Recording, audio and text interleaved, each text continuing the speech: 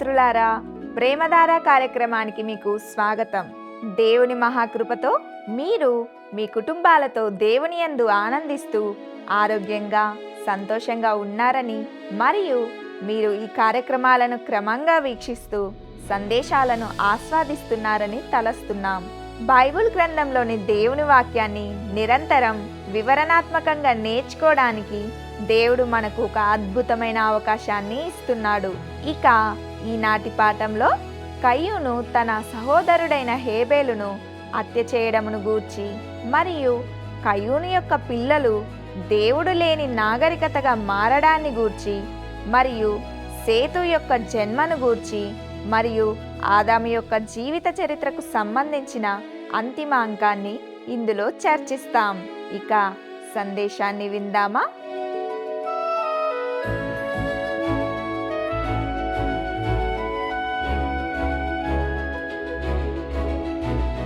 క్రీస్తునందు ప్రియమైన ప్రేమధార టీవీ వీక్షకులందరికీ మన రక్షకుడును ప్రభు అయిన యేసు క్రీస్తు పరిశుద్ధ నామంలో శుభములు తెలియజేస్తున్నాం. నేటి మన ఈ పాఠంలో ఆదికాండము 4వ అధ్యాయము 8వ వచనం నుండి 5వ అధ్యాయము 5వ వచనం వరకు ధ్యానించుకోబోతున్నాం. ఈ భాగంలో మనము కయ్యూను తన సహోదరుడైన హేబేలును హత్య చేసినట్లుగా చూస్తాం. ఇక ఆదికాండము 4వ అధ్యాయము 8-9 వచనాలను మనం గమనిద్దాం. కయ్యూను తన తమ్ముడైన హేబేలుతో మాట్లాడెను. వారు పొలంలో ఉన్నప్పుడు కయ్యూను తన తమ్ముడైన హేబేలు మీద పడి అతనిని చంపెను. యెహోవా నీ తమ్ముడైన హేబేలు ఎక్కడున్నాడని కయ్యూనును అడగగా అతడు, నేనెరగను, నా తమ్మునికి నేను కావలివాడనా అనెను. ప్రియులారా, ఇది ఆచరణాత్మకంగా చూస్తే ఒక అమర్యాదకరమైన సమాధానం అని చెప్పవచ్చు. నిజానికి కయ్యూనుకు తన సోదరుని పట్ల కానీ తన దేవుని పట్ల కానీ పెద్దగా గౌరవం లేదు. అతడు తన చర్యను కప్పిపుచ్చుకోవడానికి ప్రయత్నిస్తున్నాడు. కానీ లేఖనాలు ఇలా చెబుతున్నాయి. మత్తయి సువార్త 10వ అధ్యాయము 26వ వచనం, మరుగైనదేదియు బయలుపరచబడకపోదు, రహస్యమైనదేదియు తెలియబడకపోదు. ప్రియులారా, ఒకవేళ మీకు ఏవైనా రహస్య పాపాలు ఉంటే కనుక దాని గురించి ఆలోచించడం మంచిది. మీరు వాటిని ఇక్కడే పరిష్కరించుకోవడం మంచిది.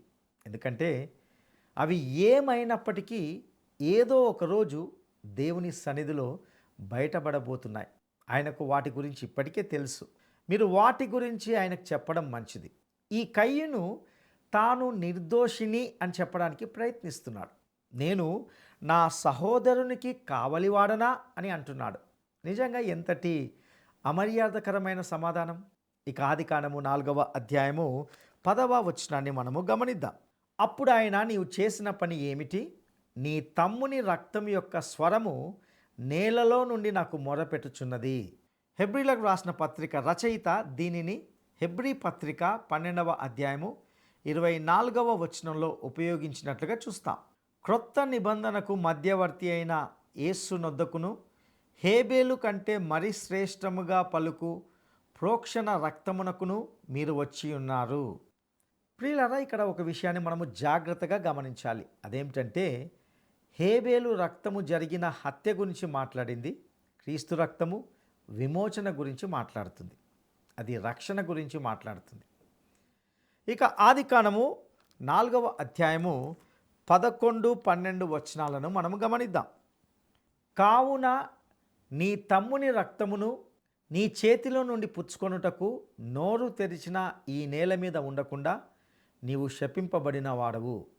నీవు నేలను సేద్యపరచునప్పుడు అది తన సారమును ఇక మీదట నీకియ్యదు. నీవు భూమి మీద దిగులు పడుచు దేశ దిమ్మరివై యుందు అనెను. ఏది ఏమైనప్పటికీ మన కాలంలో కూడా మనిషి యొక్క పాపం కారణంగా భూమిపై ఒక శాపం ఉంది. అది దాని సారవంతాన్ని కోల్పోయేలా చేస్తుంది. మన భూమిలోని అత్యంత సారవంతమైన ప్రాంతాల్లో కూడా లక్షలాది మంది ప్రజలు ఆకలితో అలమటిస్తున్నారు. ఈ భూమిని సమృద్ధిగా పంటలు పండించేలా చేయడానికి మనిషికి గొప్ప కృషి మరియు చాకచక్యం ఎంతో అవసరం. నిశ్చయంగా హేబేలు రక్తము భూమిలో నుండి కేకలు వేస్తుంది. అది ఒక సోదరునిచే హత్యలో చిందించబడిన రక్తం. ఇక ఆదికాండము 4వ అధ్యాయము 13వ వచనాన్ని మనం గమనిద్దాం. అందుకు కయ్యను, నా దోష శిక్ష నేను భరింపలేనంత గొప్పది అని దేవునితో చెప్పాడు. ఒకవేళ గనుక కయ్యను శిక్ష అతడు భరించలేనంత గొప్పదైతే అతడు దేవుని వైపు తిరిగి తన పాపాన్ని ఒప్పుకొని దేవుని దయపై ఎందుకు ఆధారపడలేదు? అతని దోష శిక్ష అతడు భరించలేనంత గొప్పదిగా ఉన్నది. అయితే అతడు దేవుని వైపు తిరిగితే దేవుడు అతని కోసము ఒక రక్షకుని సిద్ధం చేస్తున్నాడు అనే సత్యాన్ని మనం గ్రహిస్తాం. ఇక ఆదికాండము 4వ అధ్యాయము 14వ వచనాన్ని మనం గమనిద్దాం. నేడు ఈ ప్రదేశం నుండి నన్ను వెలగొట్టితివి, నీ సన్నిధికి రాకుండా వెలివేయబడి దిగులు పడుచు భూమి మీద దేశ దిమ్మరిన యుందును, కావున నన్ను కనుగొను వాడెవడో వాడు నన్ను చంపునని యెహోవాతో అనెను. ప్రియులారా, ఇప్పుడు కయ్యను తాను దేవుని ముఖము నుండి దాగి ఉండబోతున్నానని చెబుతున్నాడు. మరియు వాస్తవానికి సరిగ్గా అదే జరిగింది. అయితే ఇప్పుడు దేవుడు అతన్ని ఎలా కాపాడుతున్నాడో గమనించండి. ఇది కొంత వింతగా ఉంది. దేవుడు నిజానికి ఒక హంతకుడికి, ఒక నేరస్తుడికి ఆశ్రయం ఇస్తున్నాడు. ఇక ఆదికాండము 4వ అధ్యాయము 15వ వచనాన్ని మనము గమనిద్దాం. అందుకు యెహోవా అతనితో, కాబట్టి ఎవడైనను కయ్యనును చంపిన ఎడల వానికి ప్రతిదండన 7 అంతలు కలుగుననెను. మరియు ఎవడైనను కయ్యనును కనుగొని అతనిని చంపక ఉండునట్లు యెహోవా అతనికి ఒక గొప్ప గుర్తు వేసెను. యెహోవా అతనికి ఒక గుర్తు వేసెను. ఇక్కడ గుర్తు ఏమిటో నాకు తెలియదు. దానిపై చాలా ఊహాగానాలు జరిగాయి. అయితే నేను కూడా అదనంగా నా ఊహాగానాన్ని వాటికి జోడించాలి అని అనుకోవడం లేదు. కానీ ఒకటి మాత్రం వాస్తవం, దేవుడు కయ్యన్ని కాపాడుతున్నాడు. ఎందుకంటే ఈ సమయంలో ఇంకా ఎటువంటి ధర్మశాస్త్రము వారికి ఇవ్వబడలేదు. వాస్తవానికి కయ్యను పాపియే, కానీ అతడు అతిక్రమించిన వాడు కాదు. ఎందుకంటే నరహత్య గురించి అప్పటికి ఎటువంటి ధర్మశాస్త్ర సంబంధమైన చట్టము ఇవ్వబడలేదు. అతని గొప్ప పాపం ఏమిటంటే అతడు దేవునికి అంగీకారయోగ్యమైన అర్పణను తీసుకురాలేదు. అతడు దేవునికి తెచ్చిన దానిలో అతని క్రియలు చెడ్డవిగా ఉన్నాయి. మరియు అతడు తన సోదరుని చంపడం ద్వారా ఆ దుష్ట స్వభావాన్ని వ్యక్తపరిచాడు. ఇక ముందు భాగంలో కయ్యను యొక్క సంతానము మరియు దైవ భక్తి లేని నాగరికతకు సంబంధించిన విషయాలను మనం చర్చిస్తాం. కయ్యను దేవుని నుండి దూరం అయ్యాడని మరియు అతడు దేవుని నుండి పూర్తిగా వేరైన ఒక నాగరికతను స్థాపించాడని మనం చూస్తాం. కయ్యను యొక్క సంతానము ఏమాత్రము కూడా దైవభక్తి లేని నాగరికతను స్థాపిస్తారు. ఇక ఆదికాండము 4వ అధ్యాయము 16వ వచనాన్ని మనం గమనిద్దాం. అప్పుడు కయ్యను యెహోవా సన్నిధిలో నుండి బయలుదేరి వెళ్ళి ఏదెనుకు తూర్పు దిక్కున నోదు దేశంలో కాపురముండెను. ప్రియులారా, చర్చిలో ఉన్నప్పుడు ప్రసంగం వింటున్నప్పుడు నిద్రలోకి జారుకునే చాలామంది నాకు తెలుసు. కానీ నిజం చెప్పాలంటే ఇక్కడ ఈ వచనంలో పేర్కొనబడిన నోదు దేశము నిజంగా ఎక్కడ ఉందో నాకు తెలియదు. అది సరిగ్గా ఎక్కడ ఉందో అని నేను తరచుగా ఆలోచిస్తుంటాను. మరియు దీని గురించి కూడా రకరకాల ఊహాగానాలు కూడా ఉన్నాయి. అయితే కయ్యను బయటకు వెళ్ళి ఆ ప్రాంతములో నివసించాడని మాత్రమే మనకి ఇక్కడ చెప్పబడింది. ఇక ఆదికాండము 4వ అధ్యాయము 17వ వచనాన్ని మనం గమనిద్దాం. కయ్యను తన భార్యను కూడినప్పుడు ఆమె గర్భవతి అయి హానోకును కనెను. అప్పుడు అతడు ఒక ఊరు కట్టించి ఆ ఊరికి తన కుమారుని పేరును పెట్టి హానోక్ అను పేరు పెట్టెను. ప్రియులారా, అప్పటి నుండి మనుషులు ఇదే పని చేస్తున్నారు. వారు వీధులకు మరియు నగరాలకు తమ సొంత పేర్లను లేదా ప్రియమైన వారి పేర్లను పెట్టడానికి ఇష్టపడుతుంటారు. క్రైస్తవ సేవలో కూడా వ్యక్తుల పేర్లతో పెట్టబడిన పాఠశాలలు, సంస్థలు ఉంటున్నాయి. వారు క్రైస్తవులైనా లేదా కయ్యను వంశానికి చెందిన వారైనా మనుషులు అలా చేయడానికి ఇష్టపడతారు. అయితే ఇక్కడ ఒక ఆసక్తికరమైన విషయం ఏమిటంటే ఇక్కడే పట్టణ జీవితం, నగర జీవితం ప్రారంభమైంది. అప్పుడు అతడు ఒక ఊరు కట్టించి ఆ ఊరికి తన కుమారుని పేరును బట్టి హానోక్ అను పేరు పెట్టెను. వాస్తవానికి ఇక్కడ ఊరు అని చెప్పబడినప్పటికీ మూల భాషలో నగరము అని అనువదించబడింది. కయ్యను ఒక నగరాన్ని కట్టించి ఆ నగరంనకు తన కుమారుని పేరు పెట్టాడు. నగరాలు ఈరోజు మానవుడు ఎదుర్కొంటున్న అతిపెద్ద సమస్యలో ఒకటిగా మారాయి. నగరాలు అంతరించిపోతున్నాయని వారు అంటున్నారు. అయినప్పటికీ ప్రపంచవ్యాప్తంగా ప్రజలు నగరాలకు గుంపులు గుంపులుగా వస్తున్నారు.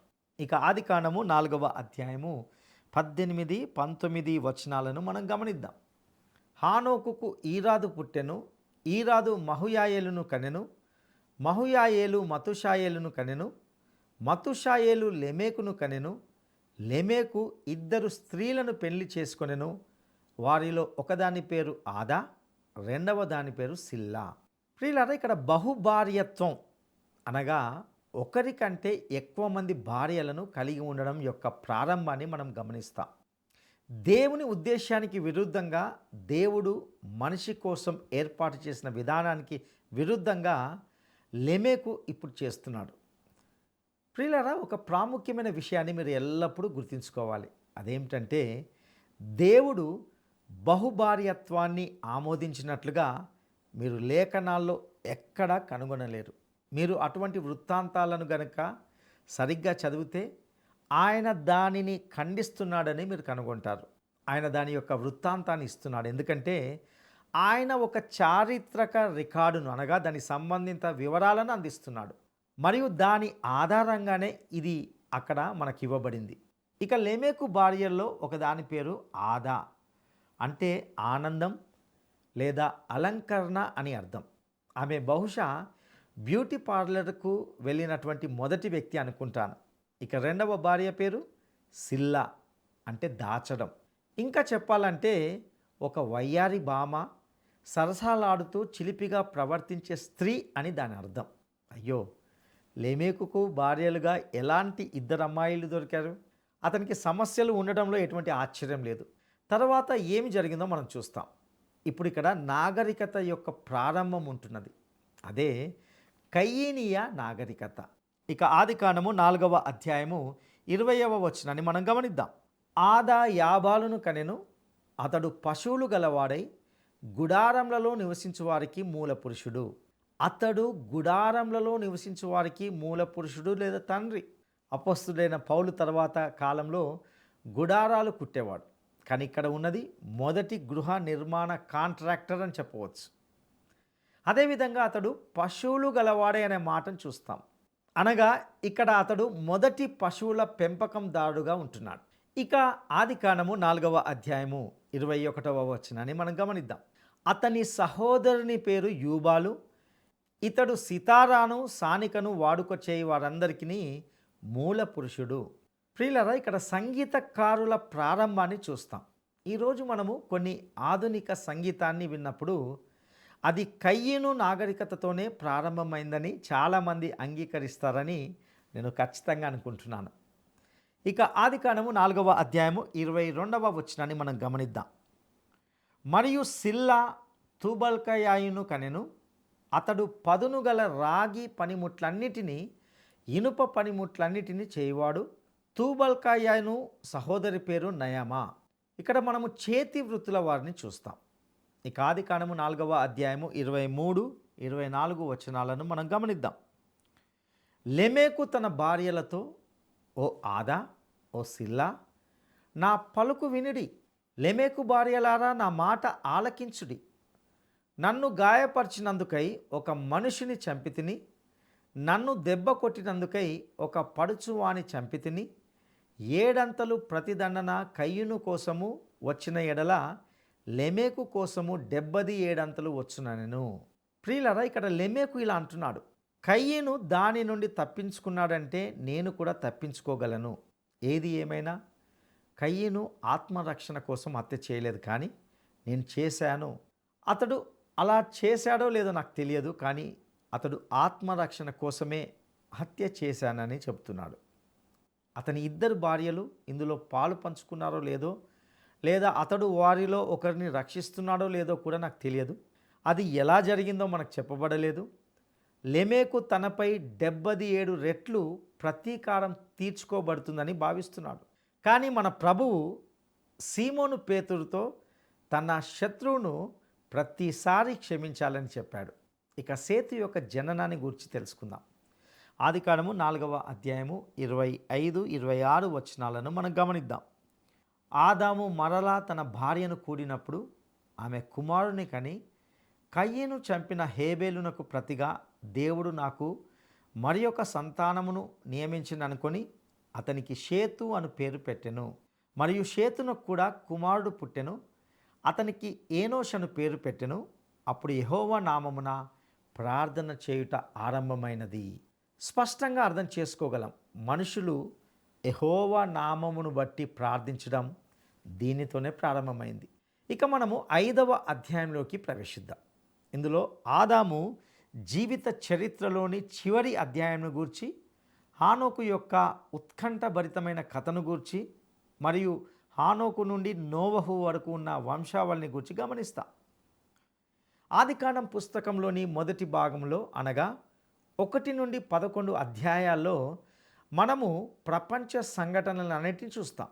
అనగా మొదట సృష్టి, తరువాత పతనము, మరియు ఇప్పుడు 5-9 అధ్యాయాల్లో జలప్రళయాన్ని చూస్తాం. 5వ అధ్యాయంలో మనము సేతు ద్వారా ఆదాము వంశావళిని చూస్తాం. కయ్యను వంశము మనకు ఇవ్వబడింది, మరియు ఇప్పుడు దాని ప్రస్తావన ఆపివేయబడింది.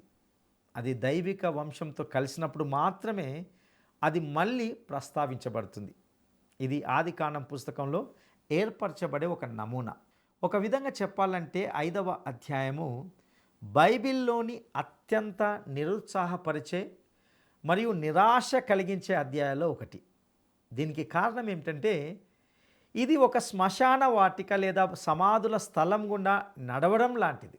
ఆదికాండము 2వ అధ్యాయము 17వ వచనంలో దేవుడు ఆదాముతో, నీవు వాటిని తిను దినమున నిశ్చయముగా చచ్చెదవు అని చెప్పాడు. మరియు ఆదాము కుమారులందరూ కూడా చనిపోయారు. పౌలు కొరింథీయులకు రాసిన మొదటి పత్రిక 15వ అధ్యాయము 22వ వచనంలో ఇలా అంటాడు, ఆదాము నందు అందరూ ఎలాగూ మృతి పొందుచున్నారో. ఇక మనము ఆదాము జీవిత చరిత్రకు సంబంధించి చివరి అధ్యాయాన్ని గమనిద్దాం. ఆదికాండము 5వ అధ్యాయము మొదటి 2 వచనాలను మనము గమనిద్దాం. ఆదాము వంశావళి గ్రంథము ఇదే. దేవుడు ఆదామును సృష్టించిన దినమున దేవుని పోలికగా అతన్ని చేసెను. మగవానిగాను ఆడుదానిగాను వారిని సృజించి, వారు సృజించబడిన దినమున వారిని ఆశీర్వదించి వారికి నరులని పేరు పెట్టెను.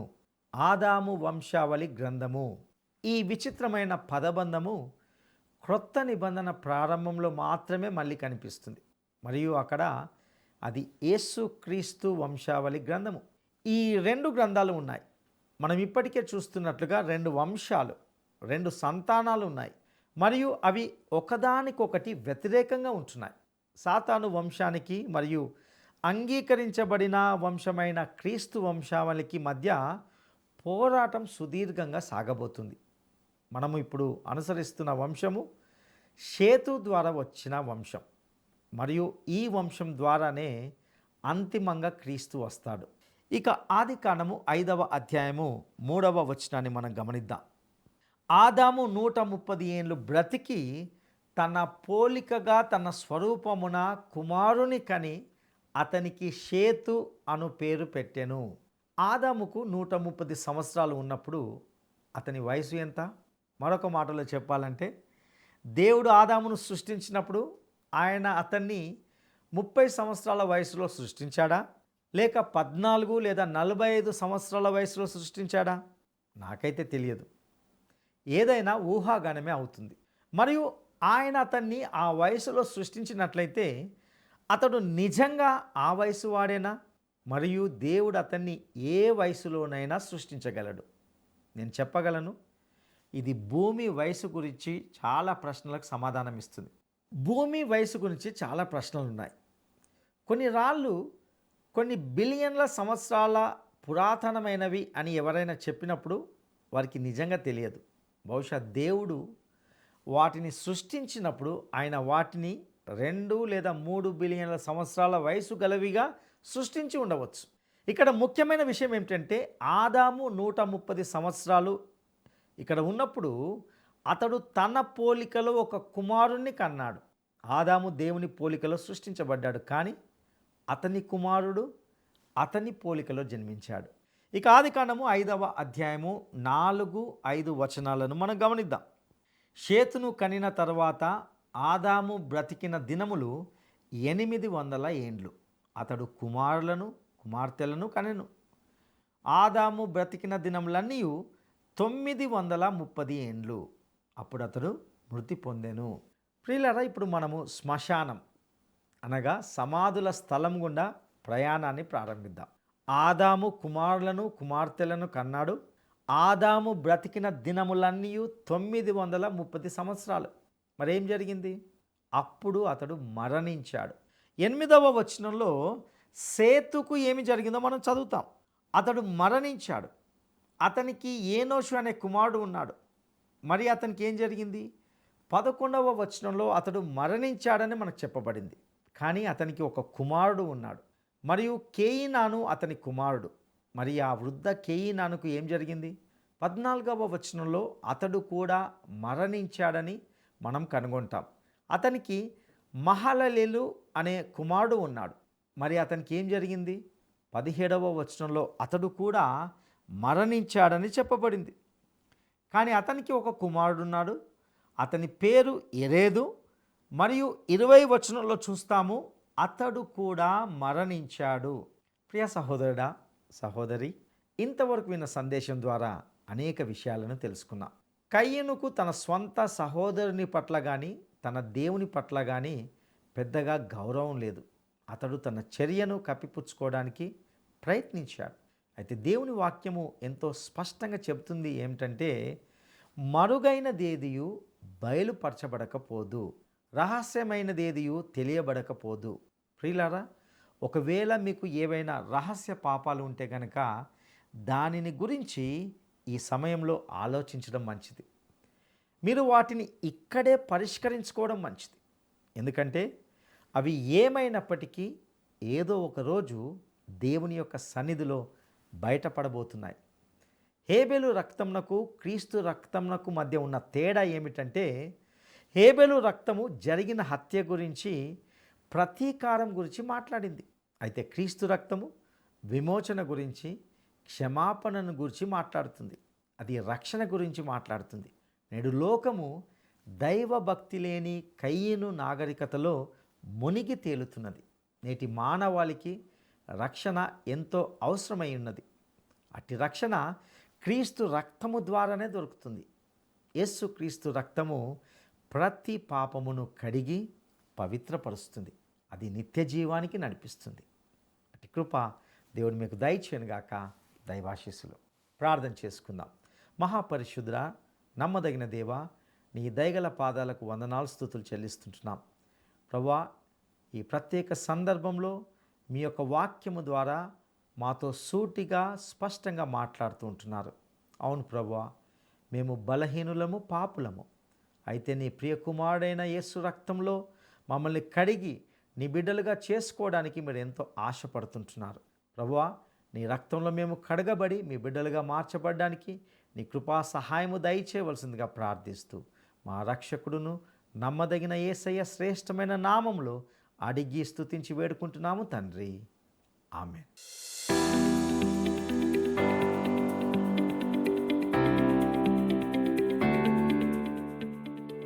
కయీను కుమారుడు ఎవరు?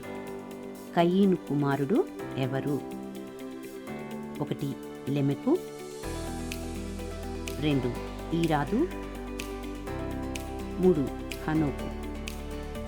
ఈ ప్రశ్నకు సరైన జవాబును ఈ వాట్సాప్ నంబర్కు పంపండి. మా వాట్సాప్ నంబర్ 9399952570.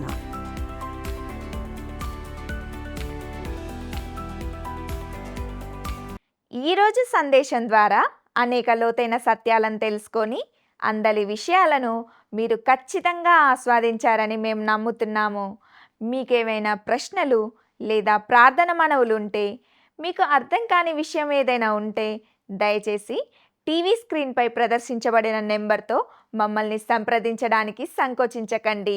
మీ ప్రతి ఫోన్ కాల్ మాకు చాలా విలువైనది మరియు మేము మీ కాల్స్ కోసం వేచి ఉంటాము. ఈ కార్యక్రమాన్ని ఇతరులకు కూడా పరిచయం చేయండి. ప్రభువు మీకు తోడయుండునుగాక. ఈ కార్యక్రమం మీకు నచ్చిందా? అయితే వెంటనే మిస్డ్ కాల్ ఇవ్వండి. బహుమతి పొందే విజేత మీరే కావచ్చు.